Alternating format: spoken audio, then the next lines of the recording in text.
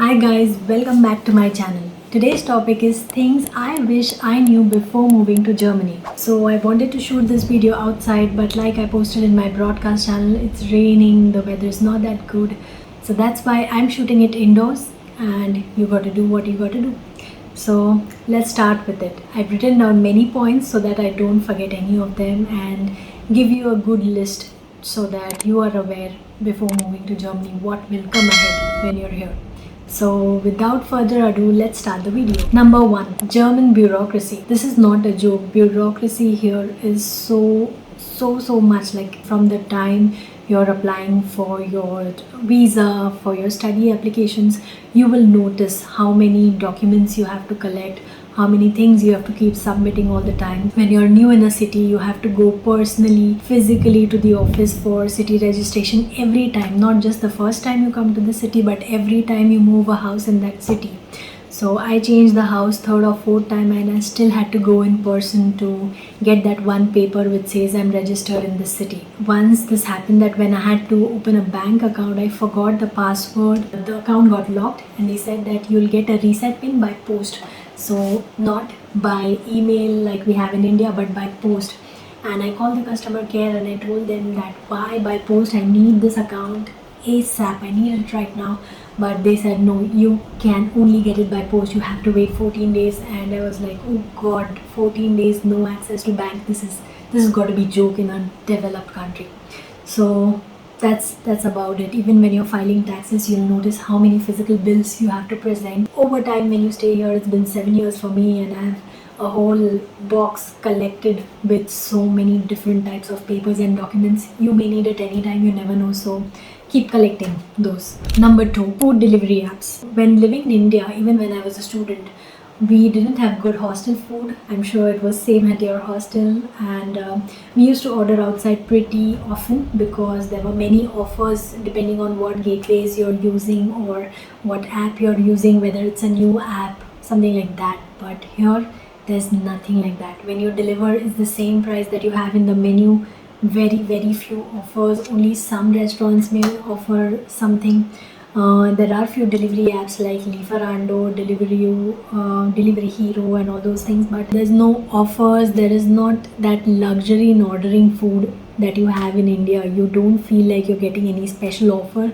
It's better that you go there and eat. At least you don't have to wash the dishes after you've done. So food delivery apps, you're going to regret, because first of all, you're going to pay much more amount for ordering outside. Like one meal ordering outside cost easily 10-15 euros. Sometimes they don't even deliver if you don't order for minimum 10 or 15 euros.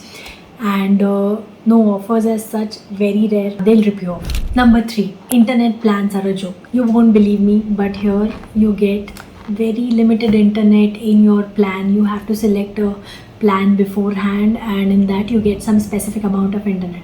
So sometimes before, when I was a student, I used to get 2 or 3 GBs. Then it kept on increasing depending on the plans I chose. Sometimes you also buy phones on contract, not directly by paying whole amount, but on contract. And with this contract you get SIM card, and there you have much more internet compared to the normal phone plans. Phone plans begin like 10 euro, 15 euro, 20 euro, depending on what is your need. So it's like you select a plan beforehand and you just pay that much amount and you get specific things. There's no recharge top up as such. Very few brands like Libara offers that. If you buy a SIM card from the supermarket, then you have to do this top up by yourself, but it's a hassle. Like selecting a plan is much better.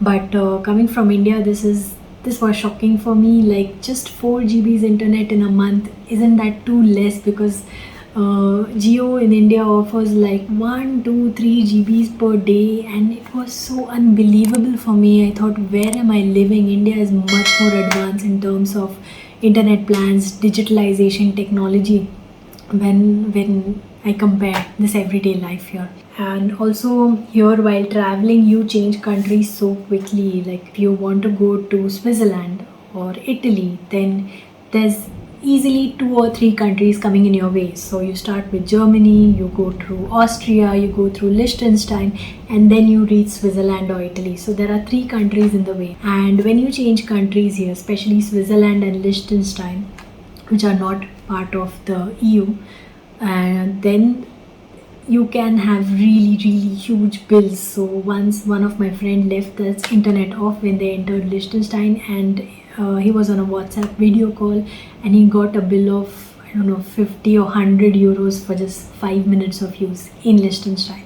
So that's how bad it can get here. So that is one thing to really look for when you're in Germany, getting a proper internet plan. Number 4, debit card versus credit card. So when you get a bank account here, you always get a debit card.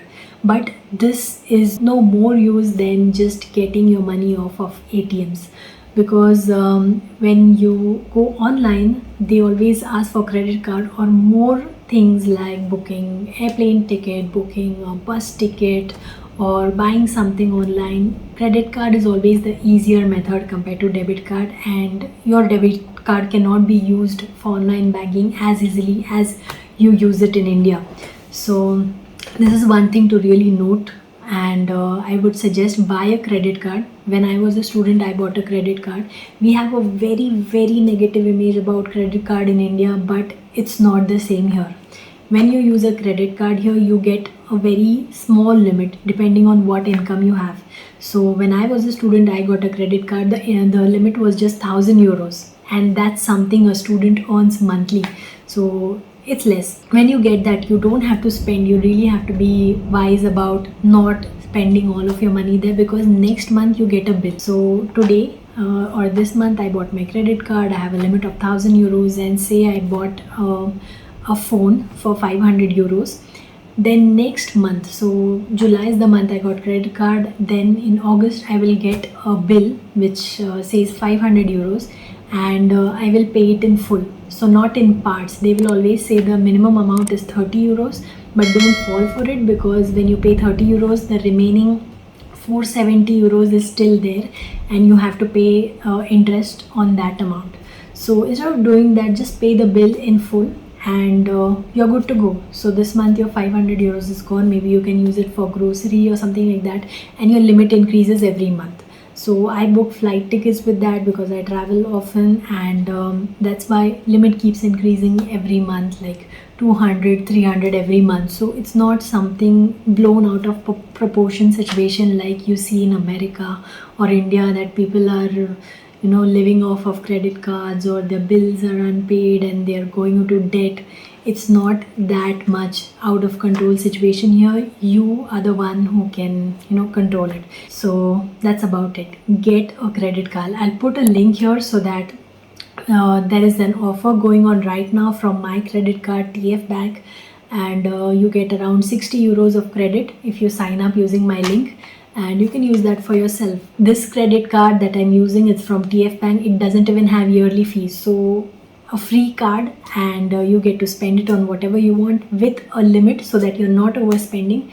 And use it, because that's the best advice you'll ever get, and your life will be much easier when making online payments or buying anything online. Also, this is the only credit card. I did a whole research. I used Advanzia credit card also before, but after doing research, I saw that this is the only credit card that's giving you good cash back when you book hotels or flights. So take this credit card. Believe me, I booked a trip for Italy for 3 weeks, and on all 3 of them, I got cashbacks on booking.com. So if you're a student or working, use that, because there is no yearly fee again for this credit card. One more thing, we bought many things for my parents here, and when they were going back, I wanted to take the tax refund. So there were just 2 ways, getting cash or getting it on your credit card. Thankfully, I was carrying my credit card that day, and because I got it on my credit card, I got more money than I would get on cash. When you take cash, they give you less refund than what you're supposed to get. So that is also one more benefit of having a credit card with you. Number 5, getting electronic devices. Now the switches here in Europe are different when compared to India. India also has stability issues, voltage stability issues, and we have really different devices built for that situation that we have in India. But in Europe, the stability is not a big problem. Like electricity is not cut off here. Also, the sockets are totally different, so you always need an adapter.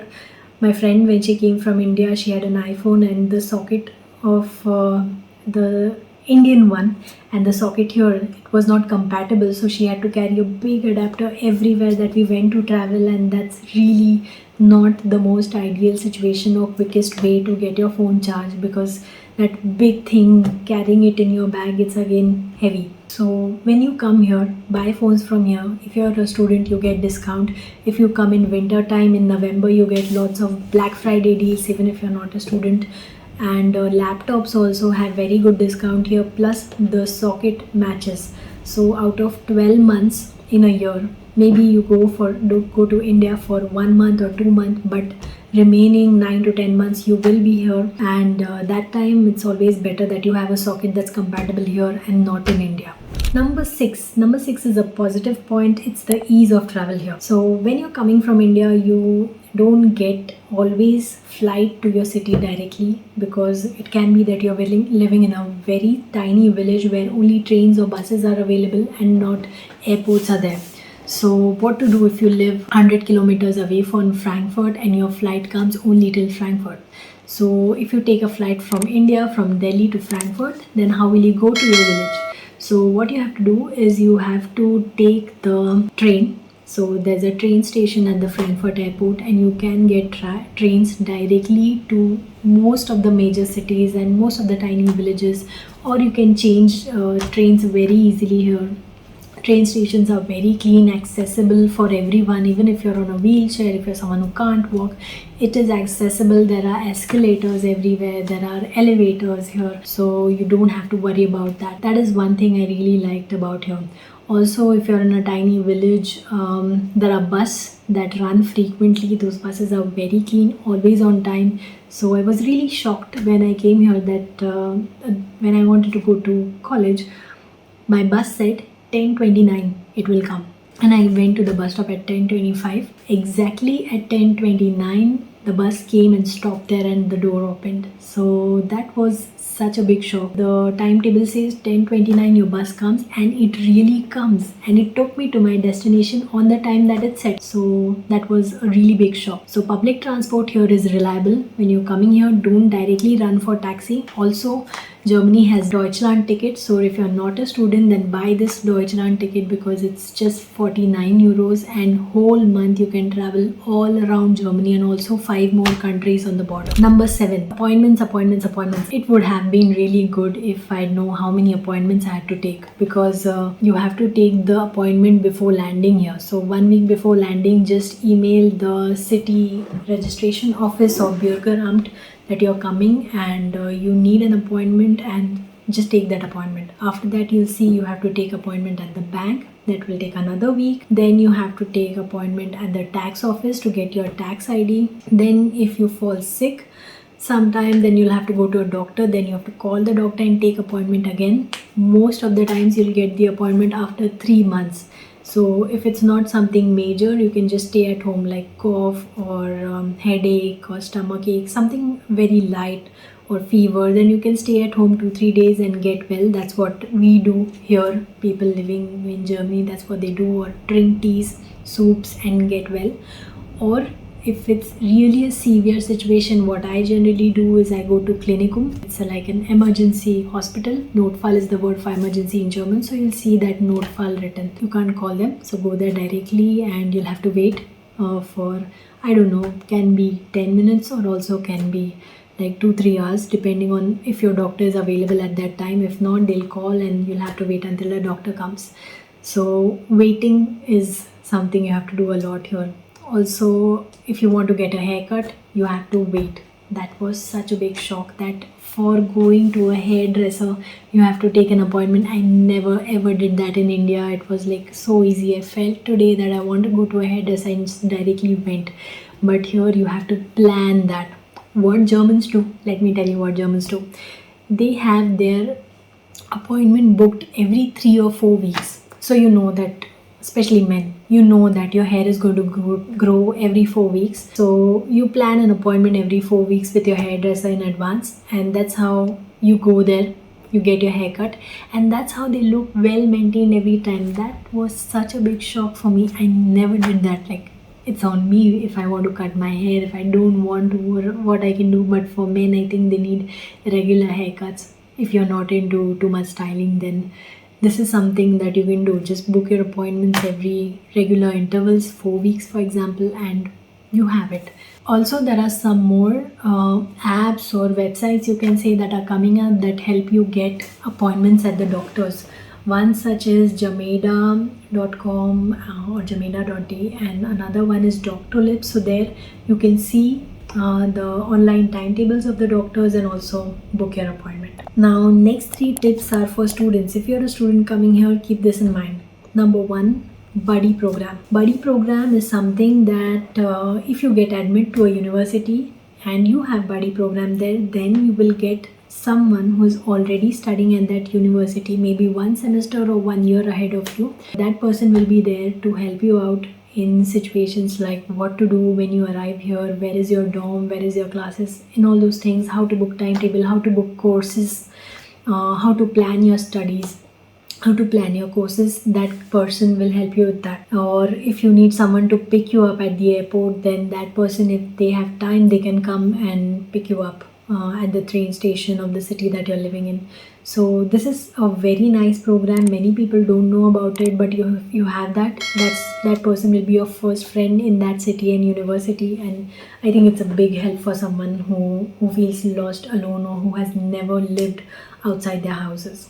So take advantage of that. Talk to your course coordinator or professor and ask them if they have buddy program, and just join a buddy. Number 2, language learning is free. If you're a student, language learning is seriously free here. So what I did was, when I came here, I just learned some basic German in India, and after coming here I took extra classes in my university along with my studies, totally free of cost. That's why my level was pretty fluent. I could get a job very easily. German language is so important. I cannot stress enough, because if you come here for part-time jobs or any kind of job, German is something that you'll notice. If you're living in a small city, then English is not used much. English is prevalent more in Berlin, Frankfurt, Munich, bigger cities. But still you'll notice that German is required. If you want to get official letters, if you go to government offices, people don't speak English that much. They want you to learn German and talk to them in German. Number 3, return library books on time. In India, when you return books late, I paid like 5-10 rupees fine, but here fines are taken really seriously for libraries. So don't take books and just forget about them. Return them on time in good conditions, otherwise you can pay heavy fines like 50 euros or even 100 euros if you return like few days late or week late. If you have any such experience, write down in comments. Point number 4, as a student, use all of your student discount. You get loads of discount in public transport and using Flixbus, which is private transport buses for to other cities. You get free museum entry, you get free city library access, you get free entry on some days to some national parks. So use all of these things, because as a student you can save a lot of money and see these things beforehand before giving up your student status and save money. And number 5, that is the last point, packing. So when you're coming from India, don't pack all of your life and get every small thing here, because now you get many things here. You get all of your masalas, you get all of your snacks, you get loads of things, good clothes here for cheap price, so you don't have to pack too many clothes, or heavy blankets for example. Don't get all of that, or too many electronic stuff. What you should instead get snacks, or homemade snacks, homemade masalas, because they are expensive here. Also, if you have any traditional clothes, then get that. And if you have any personal items or God's photos, for example, if you're into praying a lot, then get that. And everything else is pretty much available at reduced prices, all things that you need for houses, so you don't have to spend more on that, or carry heavy luggage or pay extra luggage for getting that from home. And that's all for this video. I hope this was helpful for you and you have much better idea about coming here or how's life in Germany in general. It will help you plan better when you're here. If you have any other questions, just type down in comments and I will reply them whenever I see it. Also follow me on Instagram, because if you comment there, I'm much active there and I'll reply you quicker. Share this video with anybody who's planning to go to Germany or who wants an insight about how's life in Germany or what you can expect here as a student or someone who's coming for job. And subscribe to this channel, share this video, like this video, and see you in my next video. Bye.